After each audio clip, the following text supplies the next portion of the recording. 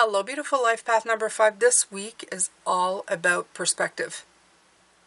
Sometimes they look the same, but they're not the same, and it's exactly that. It's exactly that. Come on in and I'll tell you all about it. Hello, beautiful life path number 5. Let's take a look at what the cards have for you today for this week. Ooh, the Empress. Look at that. I'm life path 5, so I like it. Yep. All right. Let's see what else comes in. Your Tangle. Ooh, Ace of Cups. Well.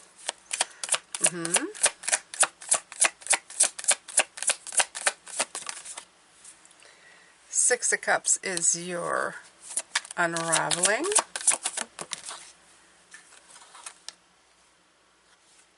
And you have Queen of Swords, who is in reverse. Interesting card to have there. All right, so let's take an oracle card and take a look at what's coming in. Eye to Eye, 525, and it's also a 23. It's 5. Beautiful souls. Just a quick pop-in to let you know that I'm offering personal readings for your life path, and included in that is a PDF, well, for your life path number. And if you just want the PDF, that's available too.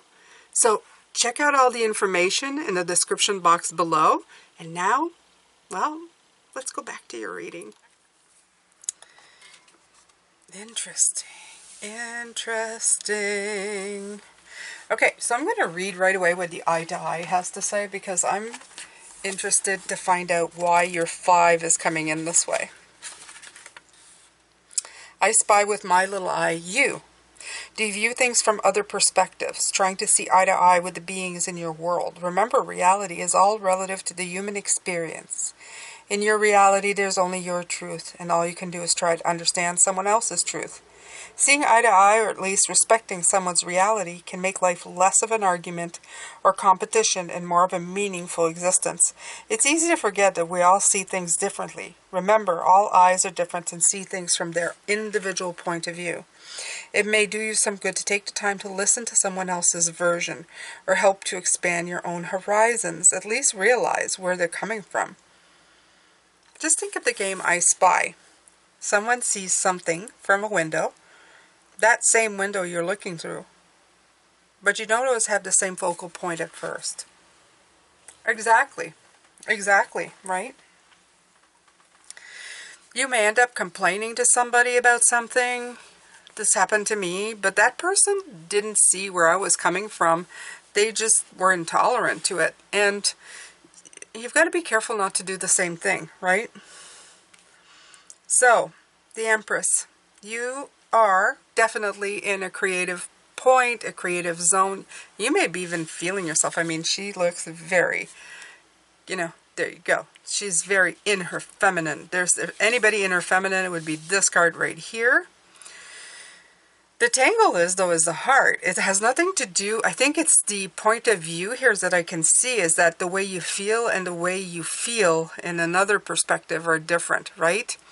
You can feel really feminine, but when it comes to love or feeling love, it may feel very different. It's kind of weird the way I see that. The thing is that different perspective, and this card, the Unraveling, really came in that way. I feel that the perspective cards come this Queen of Swords in reverse, because she can get very critical of her own thoughts. I feel that this is like, the 6 is about balancing that out. You know what's coming in, and this is not really the meaning of that card, but I feel that it's saying, be young in the perspective that you choose. In other words, what it means is like, just see things from the perspective of a child. In other words, when a child knows nothing and they look at something, they're open to everything they look at. And this is what I feel this card is like. They're receiving, but through a perspective of a child. So instead of like thinking of things in a certain way, think of it in all ways. Think of it in an open way. And with the Queen of Swords, that's what I feel. I feel that it's going to put away the sword of judgment, because she can be very hard. She's all about the mind, right? She's very like clear communication. This is the way it is. She's very aware, but she's also very critical of her own thoughts. She's very critical. She can be, right? Because she's experienced a lot of stuff, but they're telling you to put that away. Let me pull another card here for this. Let's take a look. Right. This again pulls in wishing upon a star, you know, like that's what I'm feeling. When you're kids, you're optimistic, you're renewed, you're boundless. You have all kinds of things that you're just looking at in a fresh way. I feel this whole reading is going, look at it from a different perspective. Look at it in a fresh way. And when you do, you're going to see things in a different way. And it has to do a lot with this. It's like you'd say that these would go well together, but they're not the same. Feeling like really receiving and in your feminine would feel like love, but until you let love in, it's not. It's just feeling yourself receiving. This is about receiving. There's two different things. They sound the same, but they're not the same. And this is what I feel is they're talking. It's the perspective of things. Put yourself in somebody else's shoes. I don't know. Look at it from a different point of view. How would you have seen this as a child even, right? If it's the first time you had seen it or experienced it, what would you have felt? How would it have been? Anything that can get you out of the way that you're thinking about it, it's going to open up doors for you. So that's it, my beautiful fives. I'm going to take that advice for me as well. Over here on my other channels, I have a brand new one.